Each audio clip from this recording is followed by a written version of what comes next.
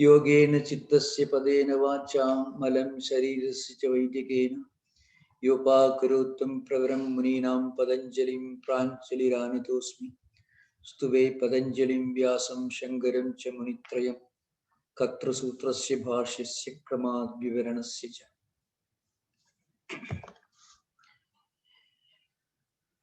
In the coming sutras, we are continuing the discussion on samyama, and that is the sutra that we are going to discuss further. To continue the discussion is the fifth sutra, Tajjaya Prajna Aloka. Before that, there is another sutra. There is a continuation. So the fifth sutra refers to the fourth one. So, Trayamekatra Samyamaha. So what is Samyama? Is defined, it's a definition. Dharana, Dhyana, Samadhi. These three together, the sixth, seventh, eighth disciplines of Ashtanga Yoga, together constitute Samyama. That means this, we should remember, it comprises of one continuous process with three stages. And Dharana refers to the object on which the meditation is practiced. Now, we already discussed this. There are different ways of understanding Dharana in terms of focusing on certain parts of the Shat chakras, or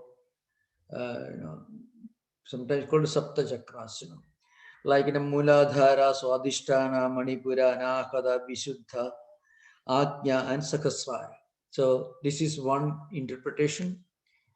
These are the seven levels of consciousness. And when you reach the highest degree of elevation, the highest level of pure consciousness, it is called prajna. And that will be discussed in the next sutra. Now, we have to remember here about a few things, a few important points about samadhi.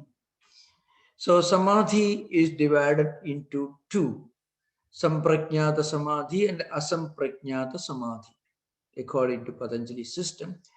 We should remember even the asamprajnata samadhi, or what we call nirbija samadhi, the highest samadhi in the yoga system, it only takes you to the highest degree of spiritual fitness for attaining the supreme Advaitic enlightenment. That is the Vedantic view. But Patanjali doesn't go that far.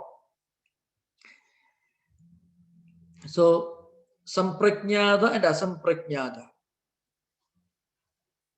Samprajnata is sometimes called sabija, and asamprajnata is called nirbija. The reason is, samprajnata samadhi is meditation in which an object becomes the focus. Now, meditation without an object as a focus is called asamprajnata. It's called nirbija. It doesn't have a seed, which is the higher form of samadhi. And sometimes you find there are two samadhis mentioned. We will discuss in the coming sessions, Savitarka and Nirvitarka. Savitarka is an object in focus, the meditation where there is an object in focus, it is called Savitarka. This only as a prelude to what we are going to discuss further. We are not going to discuss the samprajnata samadhis in this session today. It will come later, because Patanjali himself makes a very profound observation in the sixth sutra, which should be always kept in mind whenever we take to yoga, whenever we take to spiritual life. And that sutra is Tasya Bhumishu Viniyogaka. What it means is, samyama should be practiced only gradually, not all of a sudden. And this is a very important principle in spiritual life. It has got a far-reaching implication. In fact, very often the traditional ancient Gurukula schools where they used to teach all these in its applied form also, not only the sutras and the bhashyas. These were the central guiding point, which is also important even in Hatha Yoga. Tasya bhumishu viniyoga. What this sutra says is this samyama should be applied to the various planes or stages of spiritual experience. There is a reason why I'm jumping into the sixth sutra here, because that's a very important guideline. This is a kind of umbrella sutras. It is in a way applicable not only to yoga but also to devotional practices. If you are praying, if you are reciting the holy name, if you are reading holy scriptures on a regular basis as a great spiritual discipline, then also this is very, very, very important. That is tasya bhumishu viniyoga. So any kind of concentrated practice of any spiritual discipline should be taken up only gradually. I mean, what it means is we should first of all get fully established on stage number 1 before we aspire to reach stage number 2. In fact, Yoga Bhashya Vartikam, Vijnana Bhikshu, in that Yoga Bhashya Vartikam, Vijnana Bhikshu makes some very powerful illustrations, like climbing the steps in a ladder, or the lessons that an archer receives from his instructor, all that we are going to read right now. It has got a very great relevance. So you find it is said, and I'm not exaggerating, I read it on some very reliable sources,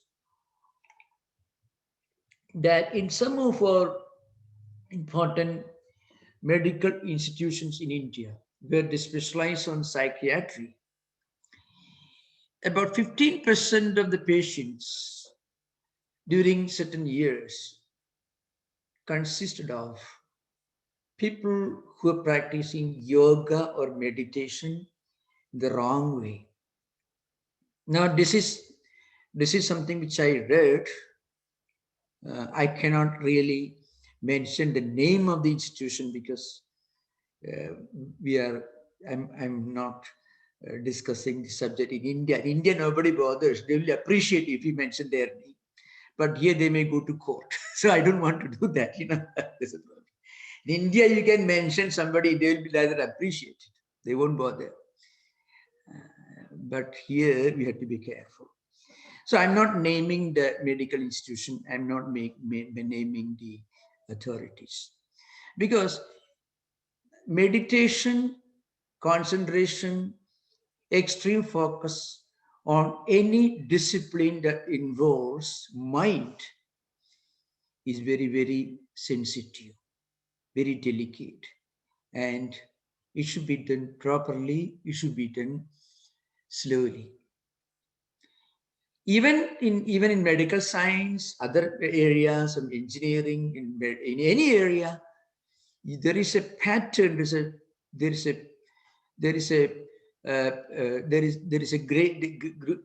set of graded lessons that you have to follow. I will just read it from the commentary, that is Yoga Bhashya Vartika Vijnana Bhikshu, who has something very interesting to say about the problems of following spiritual disciplines in general, not only yoga, but any spiritual discipline. How dangerous it is to follow one's own fanciful imaginations. I want to reach the quicker. I want to reach the early, fast. So I shall do more. Well, suppose you want to practice, you want to become a physical artist, you want to go to gymnasium and you want to do some physical exercises. You don't just start lifting a huge weight on day 1 unless you want to break your own hands. So the same thing. Now here, Vijnana Bhikshu says, Dhanudharadishu Stulavedyadi Anantarameva Sukshme Vedadi Darshanat. So what it means is, suppose you are learning archery, as in the case of an archer. It is only after fully getting established in the early stage of learning archery, you need a huge football, a big object on which you try to practice archery. And then you may try to reduce the size of the object as you become more and more an expert. Then you can reduce the size of the object, of the target on which you want to hit with arrow. That's why Dhanudharadishu Sthula Vedadi Anantarameva Sukshme Vedadi Darshanat. So what Patanjali says and what the commentator says later, first you should concentrate on the gross, and then maybe the grossest, the biggest, and then less gross, and then subtle, and then subtler, and then subtlest. So you can keep reducing the size of the target, but you have to begin somewhere. That is, you have to have a big target at the beginning. Kramena eva arohadi darshanat. Then another example is Vedadi darshanat. Sopana arohanadishu. Sopana means in a staircase. We may call it ladder, staircase. You want to climb a staircase. You have to do it. Kramena means gradually. First one step, then next step, then next step. You can't jump from bottom to top. So that's why Dhanudharadishu Sthula Vedadi Anantarameva Sukshme Vedadi Darsana Sopan Arohanadishu Chakramena Eva Arohadi Darsana Anyatha Adapada. Otherwise, you are going to fall from the staircase. Now, why these are important? Why these Sanskrit words are important? I will tell you why I'm reading this. We have to remember we are reading these words written by great practitioners of yoga who must have lived in the 2nd, 3rd century BC, and we're practicing what we are reading right now. It's just like reading a book written by Einstein. If you're a student of physics, you have to read something written by Einstein. Like that, these great commentators like Vijnana Bhikshu, they were great scientists of yoga. So that's why he's actually writing a commentary on Vyasa's commentary. It's a commentary on Vyasa's commentary, which was written on Patanjali's Yoga Sutras, which are very small, pithy statements. Otherwise, Anyatha Adapada means otherwise you may fall down from the staircase. Tadabhavacha iti. That means in the absence of samyama. So what it says is very interesting. Tatascha samyama alabha kuda prajna lokaha tat bhumishu syadityartha. What it means is, even if you practice samyama, if you want to reach prajna we will find out prajna is the light of consciousness, the light of knowledge. I'm going to discuss elaborately what is the meaning of prajna, what is the meaning of the dawn of consciousness in yoga. We'll discuss this very soon.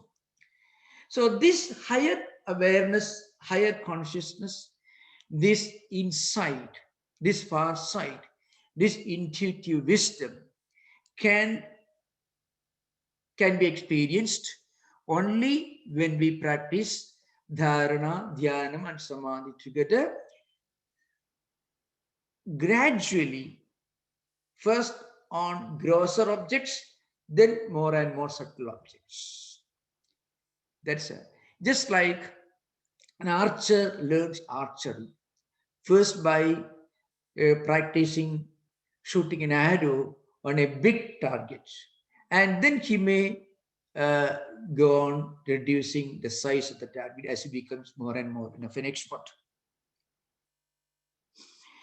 And here, of course, in this commentator, this Vijnana Bhikshu, he quotes an important verse from Garuda Puranam, it's a mythological book. What he says is, Sthityartham manasapurvam sthula rupam vichintaye tacha tan nischali bhudam sukshmebi sthiradam brajed tatra tad nischali bhudam sukshmebi sthiradam brajed. What it means, in order to steady the mind, one should fix on a gross form, something that is bigger in size. That is, Sthityartham manasapurvam sthula rupam vichintaye. Like that, in spiritual life, when you want to practice spirituality, one day you take bath and sit in a meditation room and try and think, I'm going to meditate for 3 hours. The next goal is the psychiatric asylum. Why? Because our mind is not ready. You want to become you may be a wrestler. You want to become Mr. India or Mr. America, whatever it is, a big wrestler, muscular person. Or one day you go to gymnasium, you try to lift a huge weight, and next day you go to hospital because you have broken your hands. That's a result. That's why slowly you should start weighting smaller weights and then go on increasing bigger and bigger. Like that, all spiritual practices should be done gradually. That's the importance of this implication of the statement. Tasya bhumishu. Bhumishu means in different levels, gradual, in an ascending order, going from gross to subtle. Just as students studying in schools, first class, first standard, second standard, third, fourth grade, fifth grade, sixth grade. Of course, you have to begin with the kindergarten, of course. Now, this is an important lesson. Why we have mentioned this with special importance, and this is very important even in Hatha Yoga. One should not practice yogasanas, which may result in the elevation of consciousness. Sometimes there are books in which Siddhasana should be practiced only gradually in later stages. Sishasana should be practiced only in later stages. Of course, I don't want to elaborate on this subject. So the reason why I discussed this 6th sutra is, it is crucial. That should be always understood when we discuss Yoga Sutras. Now coming to 5th sutra, which is very prominent, which is very important sutra. Tajjayat prajnalokaha. What it means? By mastering that, light of knowledge comes to you. Light of knowledge here means pure consciousness, pure awareness. Aloka means light. Prajna means knowledge or higher consciousness, higher awareness. Now, what does it mean? There are different ways of interpreting this. In actual practical life, what it means is, you develop a unique kind of spiritual wisdom. That's what really happens. What we call a settled view, a mature view. Your words, your ideas, your behavior, everything will show a level of maturity. This maturity can be practiced, can be developed through some other means also. If you get training in diplomacy, if you become an expert negotiator, if you work in an airlines, if you're an airline staff, then also you learn. If you're a CEO of a company, then also you learn that. But there, The learning is at the superficial level, the behavioral level, the way you talk, act, speak, smile, interact, etc. But in our inner mind, we may not be enjoying the serenity, the wisdom, the maturity that we try to express in our conversation, in our interactions with others, in our words. But when this prajna actually comes to a spiritual seeker, he will be expressing this maturity, this insight, this intuitive wisdom in his everyday activities, but will be experiencing it in his own inner self. And that is called, in later sutras, it becomes chitta prasada, means a unique kind of inner tranquility, peace, and contentment. Many of the commentators and many of the later writers have tried to explain how this prajna, this higher wisdom, expresses itself in our everyday activity and life. And they frequently refer to the 30th sutra of Samadhipada, which is Vyadhi Sthana Samsaya Pramada Alasya Avirati Bhranti Darshana Alabdha Bhumigatva Anavasthitattvani Chitta Vikshepaha Te Antarayaha. This is the 30th sutra. 31st one is Dukkha Daumanasya Angame Jayatva Shwasa Prashwasa Vikshepa Prasava Bhuvaha. This is the 31st sutra. Now we will try to explain. In the 30th sutra, 9 psychological problems or obstacles in spiritual life are listed in the 30th sutra. That is a disease, physical disease, mental disease, languor, that is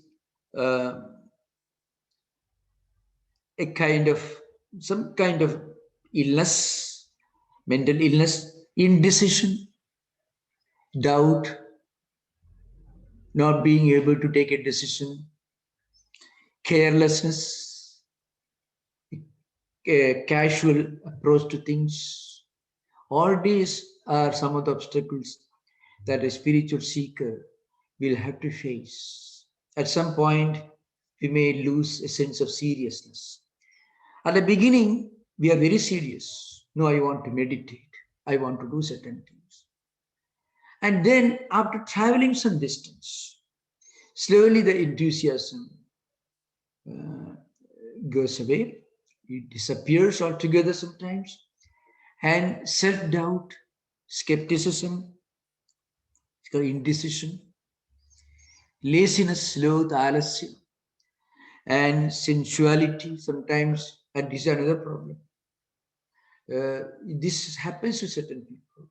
If you read the lives of many spiritual aspirants, not just some interesting examples, they begin spiritual life with all seriousness, sincerity, honesty, dedication.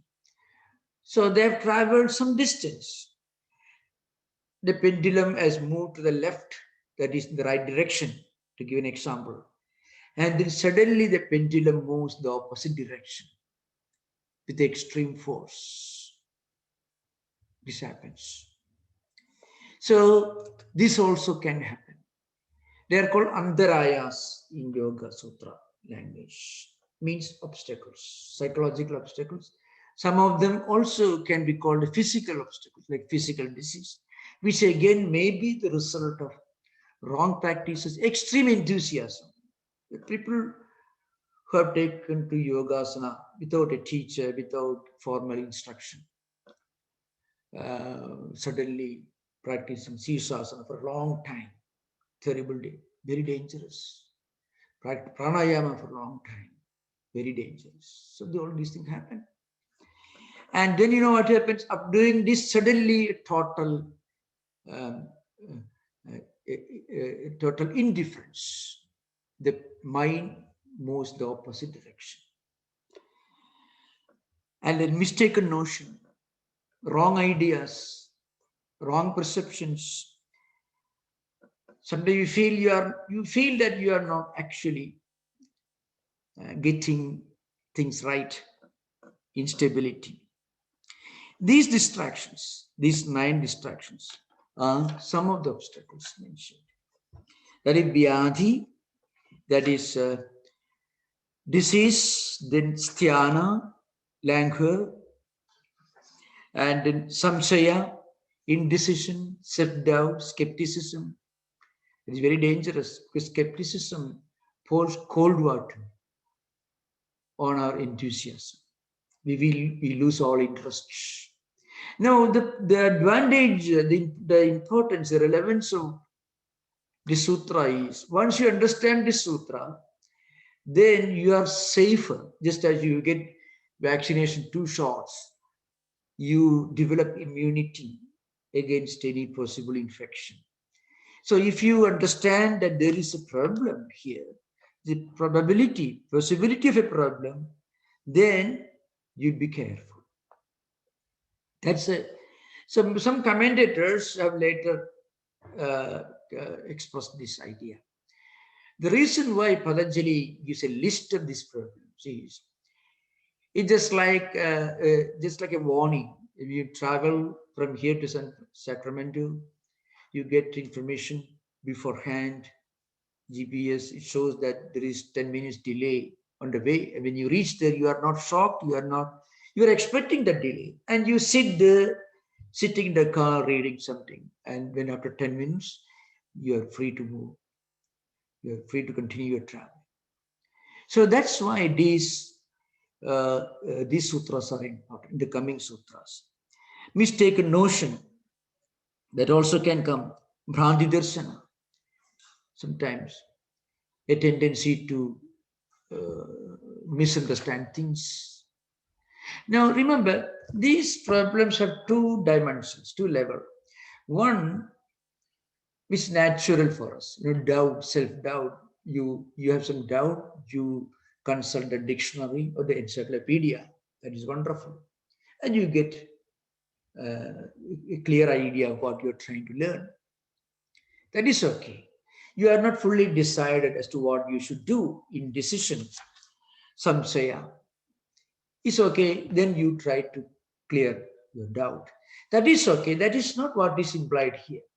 When this becomes a problem that stands in the way of your further progress, your further effort to continue yoga practice, meditation, whatever it is, then it is called antarayas, means obstacles. Again, sloth, laziness, mental laziness, physical laziness. After traveling some distance, we feel, oh, no, I don't feel any enthusiasm. We should know it is to be expected, it is natural, it is an obstacle that every spiritual seeker has to face. If I got any doubts, I cannot recommend a better book in Christian mystical literature than the writings of Saint Teresa of Avila. She herself actually anticipates. Of course, she puts the whole thing on, blames the devil, Satan, for the whole problem. But Patanjali says it is our own mind playing tricks with us. That's the only difference. Indecision, lack of enthusiasm, not being able to take a decision, and so on. And then, of course, sensuality. That also is a problem, which sometimes, again, it could be the result of trying to go too fast. The pendulum, you move one direction, it moves the opposite direction. So you should be slow and gradual. That's why I took the earlier sutra, the earlier sutra which I mentioned earlier, Tasya Bhumishu Viniyogaka. Tasya Viniyogaka Bhumishu, that's the meaning. Viniyoga means application, practice, implementation.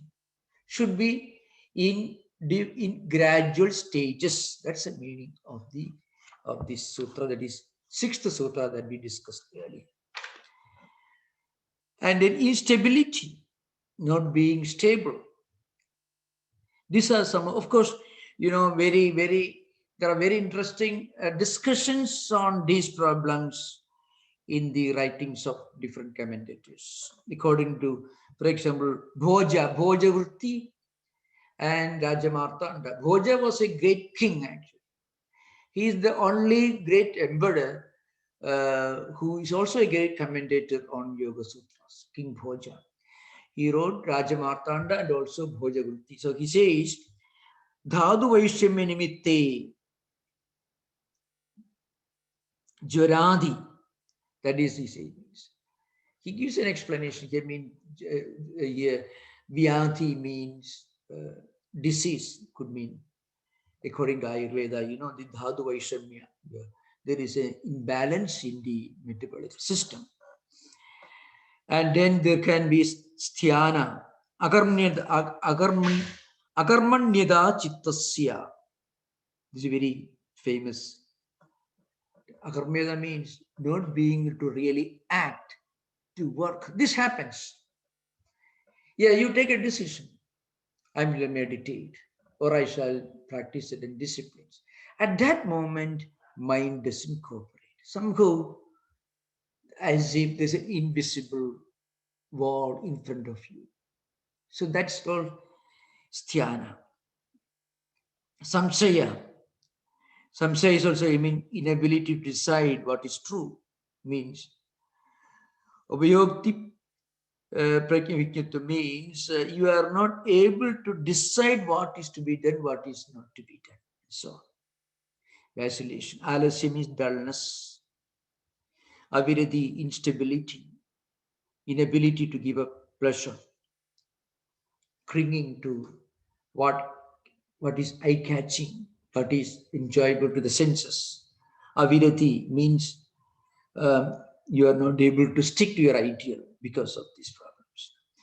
So now, Alabdha Bhumigata means inability to attain higher plane. It means the point is, when we have doubt, indecision, sloth, and a tendency to misinterpret things, and when you are not able to continue, then what happens, you feel that you are not able to attain something. Sometimes this is also interpreted differently. You have really made progress, but you feel you have not made any progress. This is also another problem. This also you find in the writings of, surprisingly, how universal, how scientific and how rational and how psychological these ideas, psychologically very scientific and rational these ideas are. If you want any proof, you can always read the writings, especially the autobiographical writings of Saint Teresa of Avila and other writers in Christian mysticism. Of course, there are huge sources in Sanskrit language, hugely big literature on these subjects. These ideas are being expressed in Shandilya Bhakti Sutras, Narada Bhakti Sutras, and many contexts in the Bhagavata Purana, giving illustrations from the lives of kings and saints and sages who went through all these obstacles and how they survived because of their steadfast devotion to God. All these stories are there in many, many books, all written in Sanskrit language, but you can also find similar striking illustrations in the Christian mystical literature as well. The next sutra is also related. That is Dukkha Daumanasya Angame Jayatva Swasa Praswasa Vikshepa Saha Bhuvaha. That is me. What it means is pain. Sometimes, despair, shakiness, inspiration and expiration means extreme. You exhale and inhale in a very irregular way. All these are expressions. In fact, these are all external manifestations of the 9 distractions that we discussed in the earlier sutra. In sutra number 30, 9 obstacles are mentioned, distractions are mentioned, psychological, and some of them physical distractions, like vyadhi mentioned here in the 30th sutra. Of course, this is in Samadhi Pada, please remember. This is the Samadhi Pada, not in Vibhuti Pada. So can listen, can refer later. In the next 31st sutra, the physical or external manifestations of these internal distractions are listed here. That is pain, despair, shakiness, Agamejayata. Then sometimes, again, many of them, of course, are associated with different kinds of psychological problems, but they're all implied here. Now, why psychology is related to spirituality? I should say something about this. It's very important. Why Patanjali talking about spirituality is talking like a psychiatrist or psychologist? The problem is, in actual spiritual disciplines, you are actually dealing with your own mind. Just as in playing football, you are physically active, you are interacting with your body. But when you practice meditation, when you read holy scriptures with a great sense of sanctity and sacredness, you are at that time interacting with your own mind. And mind is much subtler than body. It's very important to remember. Playing with mind is much more rewarding because it gives you tremendous peace and happiness when you have such a peaceful, tranquil, serene mind.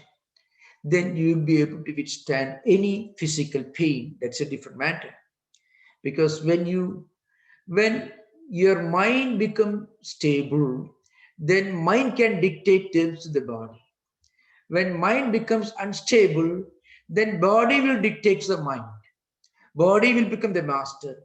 Mind will be the slave if mind is sick. If mind is strong, which means when mind is full of contentment and happiness and tranquility and peace and serenity, then mind will dictate terms to the body. So the purpose of yoga is to go beyond the body and eventually to go beyond mind. But as a first step, we should go beyond body. For that, mind should become our friend. And mind becomes a friend when mind gets this pure consciousness. It is called prajna aloka. Aloka means light. Prajna means wisdom. Prajna means higher consciousness, higher awareness. Anyway, Vyasa has got something very interesting to say about this fifth sutra, Tajjaya Prajna Loka. Tasya samyamasya jaya samadhi prajnaya bhavati aloka yatha tatha samyama sthirabado bhavati tatha tatha samadhi prajna vishardi bhavati, etc. Okay, what happens is, the last statement is this: when our mind, when our intellect becomes pure, then what happens? Then samadhi becomes natural and simple.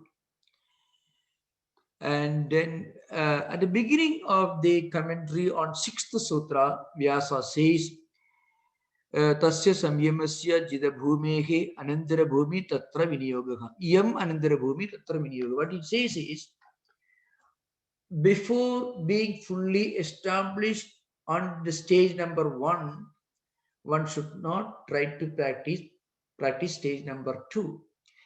As I mentioned earlier, this has got an implication in the context of meditation, in Tantra tradition, and also in yoga tradition, in the science of meditating on the Shatchakras, Sapta Bhumikas, in sometimes called 7 stages of 6 chakras were mentioned. These are being elaborated in the Yoga Yajnavalkya, which I read out some time back, especially in the context of explaining dharana. And it is not, strictly speaking, no, it's not part of Yoga Sutra, so I'm not going further into that. Now, next sutra is, and this is also very important, it deals with the place of these disciplines in the overall context of Ashtanga Yoga. Time 6:46. Okay. Okay, we have a few more minutes. I would say a few things about this.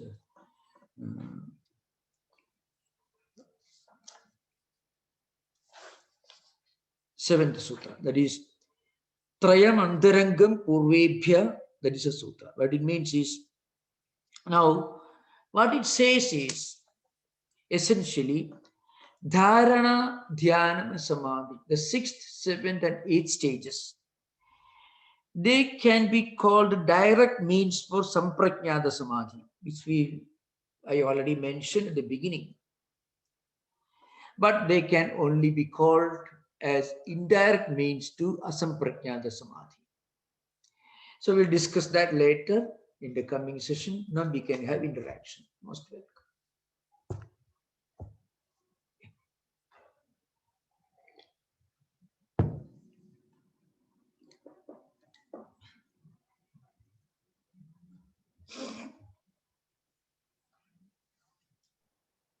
Go ahead, Sriram. Swamiji, in the last lecture, you mentioned that we can only practice dharana, concentration, and then dhyana and samadhi will happen as a matter of course if the earlier pancha angas are taken care of. Now the question is, at the seat of dharana, which of the angas applies? Clearly, yamas and niyamas are part of right living, which needs to be taken care of beforehand. Asana needs to be practiced so that you can maintain a sthira sukhama asanam. But the pranayama is known to be breath is known to be a handle on the mind. Therefore, the application of pranayama at the seat of dharana is also relevant. Can you guide us a little bit on the application of pranayama, especially kumbhakas? Yeah. Should I explain? Now, in the Patanjali system, the original Patanjali system, he doesn't mention different forms of pranayamas, which are current, which are now popular, which are taught in many yoga centers. Those practices must have been later developments, mostly by the great saints and sages who wrote books on yoga later, like this Gheranda Samhita, Hatha Yoga Pradipika, even Yoga Yajnavalkya. Technically, your Yajnavalkya belongs to the Vedic times. So there must have been some practices prevalent among certain groups in India. But the book that we now get a Yoga Yajnavalkya, which actually gives an elaborate descriptions of different pranayama methods and practices, that book must have been of much later origin. So pranayama, different forms of pranayama practices which are current, which are popular these days, were not actually implied by Patanjali in his Yoga Sutras. Patanjali actually mentions only kumbhaka. That is also as a tool, as a help to practice pratyahara and dharana. So you should be able to sit for a long time in a stable, effortless manner. For that, you need a posture. And when you have that posture, you practice this retention of the breath within or without. And that will help you to become more and more steady in that posture. And when you are stable and steady in that posture, you will be able to sit for a long time and do practice concentration, which is called dharana. And anyone who is fully equipped with all the previous disciplines like yama, niyama, etc., will automatically but it doesn't mean in 1 year or maybe into a few years. Eventually, gradually, he will develop, he'll be able to develop his concentration for a much longer time, and eventually he will reach dhyana and then samadhi. That is Patanjali's system. So when you talk about pranayama, as it is understood today, we have no reason, no proof to believe that Patanjali really meant those complicated breathing exercises, which must have been later developments. Of course, they must have been developed by the practitioners of Patanjali Yoga system, but much later, not during the time of Patanjali. So you read about, let's say, 80,000 postures you read about in mythological books, which Shiva himself taught, and many such stories you may hear. So I'm not going to give my opinion on those views, but certainly the great practitioners of yoga, Patanjali Yoga system, must have in later centuries developed different forms of physical exercises and also breathing practices to practice. So if you look at the pictures of the Buddhist monks, you find it at Ajanta, Ellora, or the many Jaina monks in different forest caves of India. They are all sitting in some kind of yoga posture. Unless one is practice yama niyamas and of course pranayama, one will not be able to sit in that posture for a long time. Because to be able to sit for a long time, you should have reached a level of effortlessness, which cannot be done by muscular power. It's possible only when your mind reaches a stage of stability to be able to sit for a long time like that. It shows that they must have practiced a lot of different postures. But Patanjali himself doesn't prefer those postures. That's the only explanation we can give.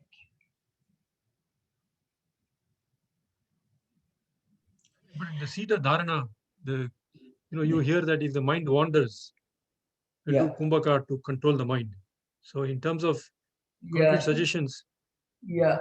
No, of course, kumbhaka may help. But along with kumbhaka, one should also practice disciplines, feeding the mind with great ideas. Suppose you are meditating on one deity, and then before you start meditation or concentration, you should read books. You can just think or contemplate on that deity or that great spiritual idea. Then if you start concentrating dharana, then mind remains more or less focused on it. And then kumbhaka may help. But if a person's mind is wandering already, highly confused, facing a lot of conflicts, if he practices kumbhaka, it may not be desirable. That's the idea behind it. But normally people don't do that. They do. If somebody practices all this with great enthusiasm, just a physical level, for a long time, it can perhaps sometimes can create complications. But when you do puja, pranayama is part of puja. I don't think they are following Patanjali. It is part of a ritual, one of the, the prana shuddhi, things like that. That's a different thing. So the pranayama practices that we read about today may not have originated with Patanjali. In fact, in the definition of pranayama, it's obvious that Patanjali is only implying kumbhaka. I can remind you about that sutra, just if you wait for a minute.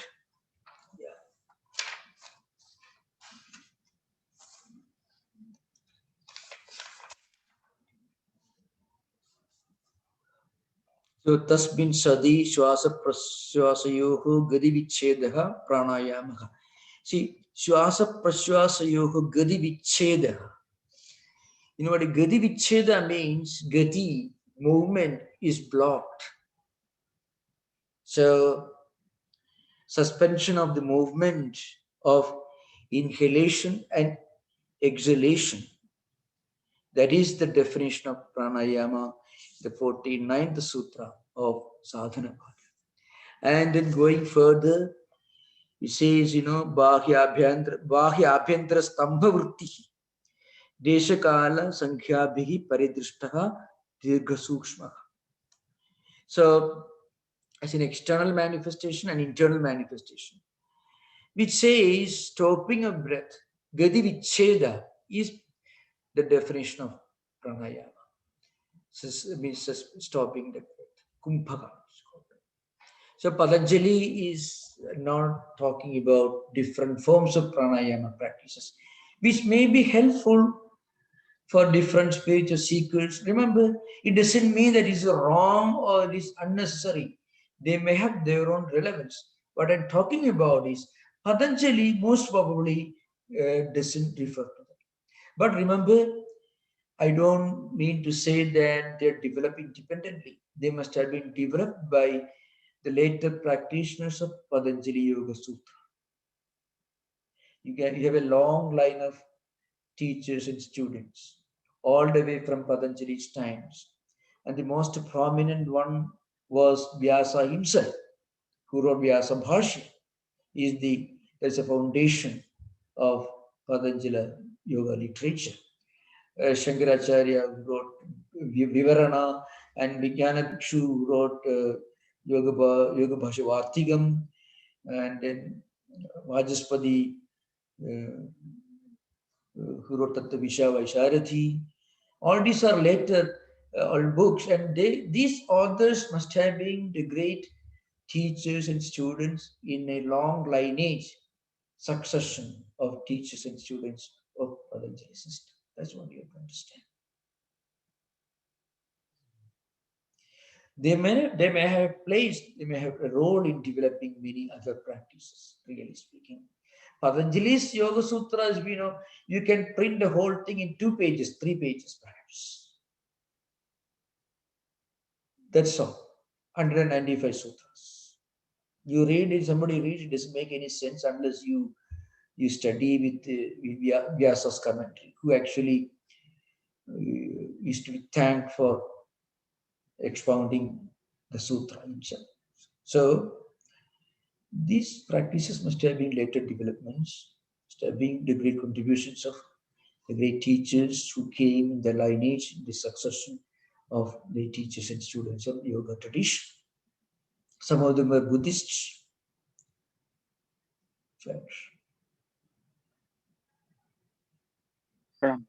So my question is regarding same pranayama. So I've been practicing Kapalbhati and Anulom Vilom for a few years now, and has a great benefit on allergies and other aspects.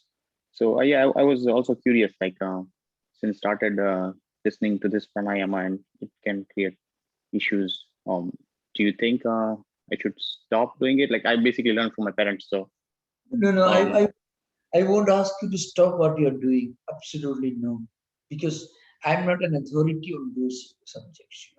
Remember, I'm a teacher, you may call a student, lifelong student of Indian philosophy and scriptures, and I have to teach and to study daily basis. So I'm not an authority on different practices, different kinds of pranayama practices. That you have to teach, that you have to ask those who teach them. Those who teach, I have absolutely no comment, no opinion. They must be useful because I myself know from many teachers of yoga, whom I know very well here, also in India especially, who have found these practices very useful, and many people have benefited from practicing all this. So certainly they may have a great value and importance, no doubt. But I mean to say, it's not mentioned in Patanjali Yoga Sutras, that's or the authentic commentaries, which means they have value, they have their usefulness, they must have developed, most probably by great practitioners of yoga, belonging to Patanjali's tradition, but not by Patanjali himself. That's what I'm talking about. Okay, these practices have their own value. They have great therapeutic value. They may be very helpful in sometimes in remedying, curing some of the diseases, some sorts of illness. No doubt they have their relevance. So I would rather encourage you to continue what you are doing. I won't discourage you. That's okay. Thank you for the question. Thank you, Maharaj.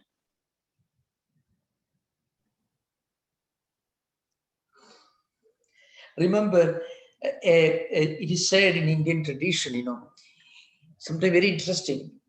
If you ask a great Indian scholar belonging to the ancient tradition, he will never give an opinion on a subject in which he is not an authority.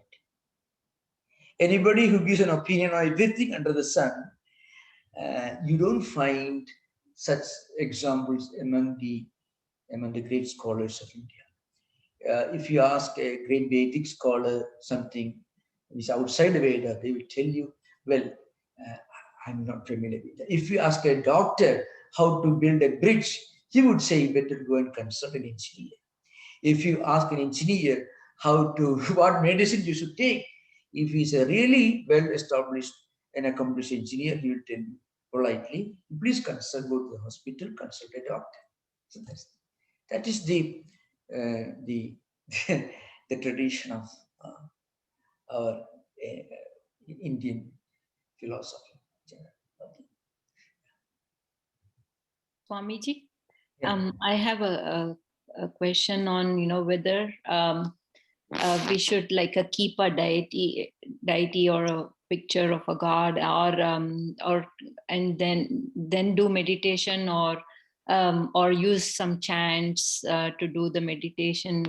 Which is the process that one should follow? Yeah, when you ask this question on how to meditate, how to practice spiritual discipline in your individual life, there are two perspectives. One, if you are a general spiritual seeker, then I would say you should read some good books that inspire you, that gives you an idea of some deity, some spiritual ideal, and then you can keep the photo, you can meditate, you can pray, no doubt. That is one thing. But if you are really looking for a direct spiritual practice, set of practices, then that we cannot discuss in a public lecture. So we are planning to reopen this temple sometimes, maybe in September, October. You are most welcome to visit this temple, or you can contact this temple. You can send email. You can send email address from our website, and you can of course subscribe to our channel. You can find information how to subscribe to channel in YouTube. They may have given instructions there. I mean, personal spiritual disciplines can be discussed only on an individual basis, not in a public lecture. Okay. Thank you. Thank you. Pranam Maharaj. Namaskar. You referred to the sutras on 30 and 31 and obstacles, Vyadis, and 30 Sutra 32 says Tat Pratishedhartam Ekadatva Abhyasaha. Yeah, okay. That is the prevention of these obstacles, which I think I understand. Concentration on a single object. Yeah. Should I explain? Tat pratishedhartham ekatattva abhyasaha kartavya. Kartavya is the word that is called, it is Vakyashesha. It is, you should consider as if such a word is there, it is missing. It is a technique of interpreting sutras and bhashya literature also. What it means is, if you want to counteract these obstacles, then meditation on a single principle is to be practiced. Now, what is that meditation on a single principle? So, what we discussed earlier, that is Prajna Aloka, means Tajjaya Prajna Aloka, fifth sutra. By mastering this samyama, you will get this Prajna Aloka, the light of knowledge, the light of higher consciousness, higher awareness you will get. So I discussed 30th sutra and 31st sutra to illustrate, to show what exactly is the practical implication of Prajnaloka. Down of this higher consciousness, higher awareness. Total freedom from these distractions, 9 distractions, via these dhyana, etc. Total freedom from these distractions is the essential characteristic of prajna. So, how do you understand you have attained prajna? When you are totally free from all these 9 distractions, which are listed in the 30th sutra, and their external manifestations, which are listed in the 31st sutra. So when you get this prajna, which is the result of mastering samyama, you get total freedom. You transcend these distractions. That is the implication. That is the connection between these sutras. Okay, and then remember, this Ekatattva Abhyasa actually is also a means to attain this. But what the sutra implies is, when this prajna comes, that person becomes totally freed, liberated from these distractions. And Ekatattva Abhyasa is a general term, a practice mentioned here. Abhyasa, Vairagya, along with that. When you focus on a single idea, you can get freedom from these distractions. But when you attain total freedom from these distractions, they're completely gone, then you get prajna. In fact, it's better to say that how to distinguish a person, how to recognize a person, and how to say what are the characteristics of a person who has attained this prajna. He will be totally free from all these distractions. But Maharaj, if the obstacles are these obstacles are to concentrate the mind, and then if we say concentrate on mind on one particular object to overcome these obstacles, isn't that contradiction in itself? Not at all contradiction. How can it be a contradiction? See, suppose you define a person who is a healthy person. You can define a person who is healthy, is totally free from any diseases. Okay. How do you define a person? How do you understand a person is really healthy? The best definition that you can say is he is totally free from all diseases. That's reality. Similarly, but how to attain that prajna? There are different practices. Ekatattva Abhyasa is also one. There are different practices. In fact, Samadhipada continues discussion on that, and it comes later. So the connection between this fifth sutra and the 30th and 31st is 30th and 31st sutras give you a list of some of the problems which will be totally absent in a person who has attained prajna aloka. And when you reach that sutra, you will understand. Thank you, Maharaj. Yeah, there are certain sutras which are interrelated, not all sutras. Suppose you can explain the real implication of 5th sutra in the light of 30th sutras. Then the connection is only with 30th and 31st sutras. If you go to 32nd sutra, there's no connection because it comes much later. We are now dealing only with the 6th or 7th sutra. You follow? That's a reality. Thank you, Maharaj. Thank you. Maharaj, there is a question on pranayama during Sandhya Vandana? You might have. Yeah, yeah. So the question is it safe to do that pranayama during Sandhya Vandana? Or Yes, is, certainly. It's safe and it is needed. It is one of the regulations. But normally, Sandhya pranayama practices related to Sandhya Vandana are not very elaborate. There you don't go practicing pranayama late at night without a teacher, without an instructor. It is totally safe. So pranayama is really safe when done moderately, not for too long, not too many times. It is, and of course, without upsetting the rhythm and balance. If it is done moderately, without going too far, without doing for a very long time, it is perfectly safe. It is mentioned, and you can verify this. It's mentioned, pranayama really becomes problematic because when you do pranayama, it generates energy and heat within the body. So a person can become more enthusiastic. And when he becomes enthusiastic, he is prone to doing it for a very long time. Is prone to do it, overdoing it. That will land him in trouble. That's how it really happens.